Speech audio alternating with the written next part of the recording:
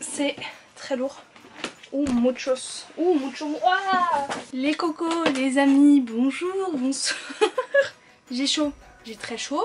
Et quand j'ai chaud, je dis n'importe quoi et je dis des bêtises. Puis en plus, aujourd'hui, je tiens pas en place. Donc j'ai décidé de filmer debout, sauf que j'ai un parquet qui fait beaucoup de bruit. Donc j'espère que ça va aller. On s'excuse de ça ou on n'en parle pas? On n'en parle pas, ça ira plus vite. Aujourd'hui, nous sommes le 26 juin. Et en fait, comment te dire que je me suis dit que ça pouvait être intelligent de filmer un book haul maintenant? Pour vous expliquer un peu la situation, je recommence à travailler à partir de demain, samedi jusqu'au 22 août, donc je retravaille un 35 heures par semaine. Ça veut dire que je vais pouvoir filmer que pendant mon jour de repos et à la limite le dimanche, mais bon le dimanche souvent je passe avec ma famille. Donc faire 2 vidéos par semaine me paraît compliqué, donc je me suis dit que ça pouvait être intelligent d'en filmer un peu à l'avance, surtout que là j'ai dépensé mon budget du mois de juin et je vais plus rien acheter en livre. Et j'ai quand même une petite pile à vous montrer, j'ai 13 livres à vous présenter, top. Et j'en ai déjà lu un. Bon, encore une fois, on est sur un bon ratio, Agathe. Que dire, je pense que j'aurais jamais dû découvrir Vinted. Aussi, je recommence à travailler en librairie et je vous l'avais promis depuis très longtemps cette vidéo. Je vous avais dit une fois que j'aurais fini de travailler en librairie, donc j'avais fini en décembre, je vous ferai une vidéo sur un peu vos préjugés, vos questionnements. Moi je travaille dans une librairie indépendante qui est quand même un peu grande. Je veux dire, c'est pas la petite librairie de quartier non plus, donc si vous aviez des questions et tout, voilà.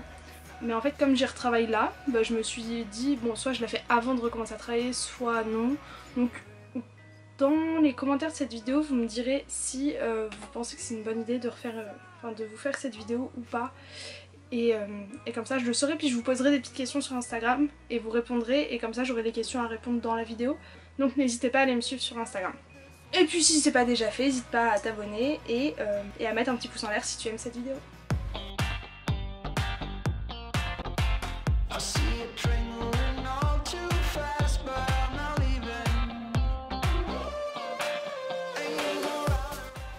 On va commencer par un cadeau que ma maman m'a fait, qui est celui-ci, c'est Pretty Broderie, donc c'est Atelier Broderie, c'est écrit par Johanna Pietre et c'est chez Mango Édition. Et en gros j'ai envie de me mettre à la broderie, vous voyez, faire des petits trucs comme ça sur les t-shirts et tout. Et j'ai acheté une aiguille et tout, j'ai acheté des petits fils de couleur. Et du coup bah ma maman m'a acheté ça pour m'aider à commencer. Donc c'est trop mignon et merci à elle. Deuxième cadeau, c'est ma mamie chez qui je suis allée passer quelques jours. On est allé aux courses et il y a un espace culturel, c'est un Leclerc je crois où elle est. Et elle m'a acheté Josh plus Hazel, ou Comment ne pas tomber amoureux, de Christina Loren chez Hugo Boss. Et en gros c'est deux personnages qui se connaissent depuis la fac je crois, et ils sont tous les deux un peu des caractères opposés et je crois qu'ils vont aller en double date. Ils vont s'amuser à faire des doubles rendez-vous à chaque fois, sauf qu'au final ils vont s'aimer l'un l'autre. Mais j'ai pas vu des super avis et je crois que les héros sont un peu différents. Christina Loren, moi soit ça passe soit ça casse en général, donc j'ai hâte de lire pour savoir. Autre roman chez Hugo Boss, c'est The Catch de Kay Brownberg, donc c'est le tome 2 de The Player. Je vous ai parlé de The Player dans mon dernier point lecture et en fait c'est des tomes qui se suivent, donc bah, il me fallait la suite pour que je sache un peu ce qui est arrivé à Sailor et Ace et Easton. Et dernière romance, et je pense que ça va être une de mes prochaines lectures, c'est Recherche coloc, emmerdera leur lover s'abstenir de Emma Green dans les éditions Addictive. Et je connais pas trop ce résumé, mais en gros vous suivez une fille qui vit en coloc et je crois que la romance va être avec un mec qui vient réparer ou qui fait partie de la coloc, je sais pas. Mais ça a l'air très drôle et j'ai très envie de découvrir Emma Green, donc je suis contente. On s'attaque dorénavant à de la VO. Je vais commencer par vous présenter donc les deux articles que je vais vous montrer à la suite, c'est des livres que j'ai eu sur la même boutique. Donc tout d'abord on a Guy Carella de Ashley Poston chez Quirk. Et celui-ci j'ai envie de le lire depuis une éternité. Le hardback est très joli, il est bleu comme ça. En gros vous suivez une romance entre une fille qui est très geek et qui va faire en fait, elle va participer à une convention de cosplay avec la star en mode un peu de, je sais pas, Star Wars par exemple. Et en fait c'est une petite romance entre les deux. Elle est très... c'est Cendrillon. En fait c'est Cendrillon version geek. Et le prince c'est le chef, une star du cinéma. Et qui en fait est vu que comme un outil pour la franchise de se faire de l'argent et de créer une fangirl, et lui il s'attendait pas du tout à ça. Donc voilà, ça m'a l'air très cool. Il est un peu lourd, en fait les pages sont assez épaisses. Et c'est une abonnée qui m'a vendu, du coup c'était sa boutique, et elle m'a dit qu'elle avait pas aimé. Donc voilà. Elle m'a dit j'espère qu'ils te plairont plus qu'à moi. Et l'autre chose que j'avais vu sur sa boutique, c'est ça, et c'est pour ça que je passais commande de base, c'est les 6 tomes de la saga principale de The Mortal Instrument, donc Shadowhunters de Cassandra Clare. C'est dans les éditions Walter Books, et c'est un peu, en vrai, là il faudrait que j'arrive à les caler dans ma bibliothèque et à plus les toucher, parce que comme c'est du papier et enfin du carton, ça s'éborde très facilement, donc il faut que j'y fasse attention. Et donc dans le box, vous avez le premier tome City of Bones, le deuxième City of Ashes qui est ma lecture actuelle en cours, le troisième City of Glass, le quatrième City of Fallen Angels, le cinquième City of Lost Souls et le sixième City of Heavenly Fire. Et celui-là est un sacré mastodonte. Et donc ils sont tous en paperback et je les lis et en même temps je les écoute en audio dans ma voiture. Comme ça, parce qu'en fait je sais pas, ces derniers temps lire en audio ça me calme pas mal. Si vous connaissez pas le résumé de City of Bones, enfin du coup c'est la cité des eaux. Non, c'est pas ça le premier tome. La couverture française c'est celle-ci. En fait moi c'est une saga que j'ai lue quand j'étais au collège et énorme coup de cœur. Enfin vraiment c'était ma saga chouchou. C'était à l'époque où je prenais pas soin de mes livres, du coup ils sont vraiment mes dead.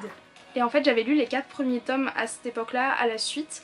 Et puis j'avais jamais acheté le 5 donc j'avais jamais continué. Et là j'ai trouvé ce box. Je pense qu'avec Guy Carella, en tout avec les frais de port, j'en ai pour 25 €.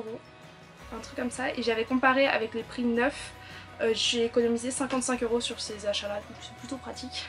Et en fait j'ai voulu reprendre la saga depuis le début parce que j'aimerais bien lire la trilogie Infernal Devices. Tous les nouveaux tomes là qu'elle a sorti compagnon, genre Magnus Bane, plein de trucs comme ça.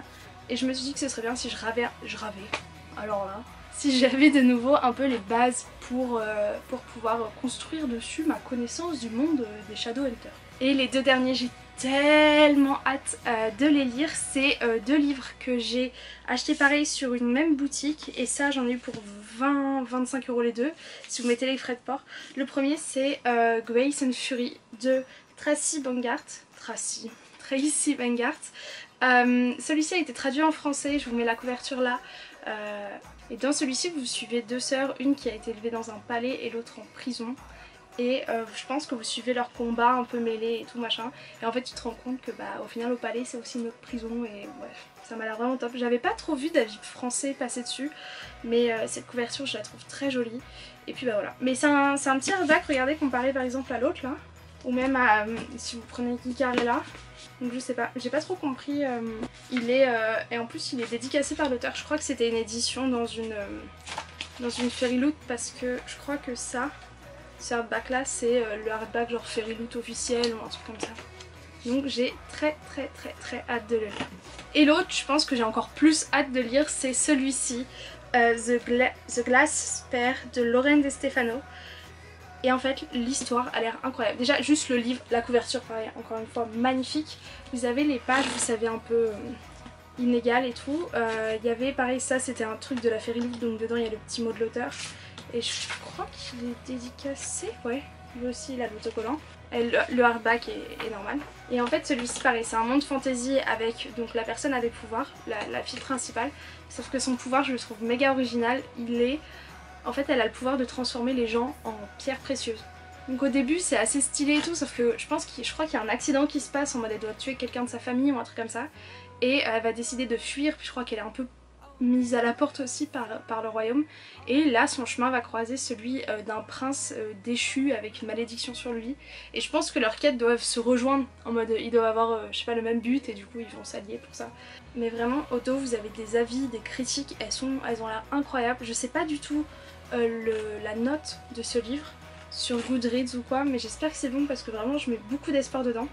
Et puis en plus encore une fois c'est une princesse, enfin en fait elle est la fille du roi, mais elle est sa 4e enfant et les 3 premiers c'est des hommes, donc elle sait très bien qu'elle en soi elle a pas de pouvoir ni rien.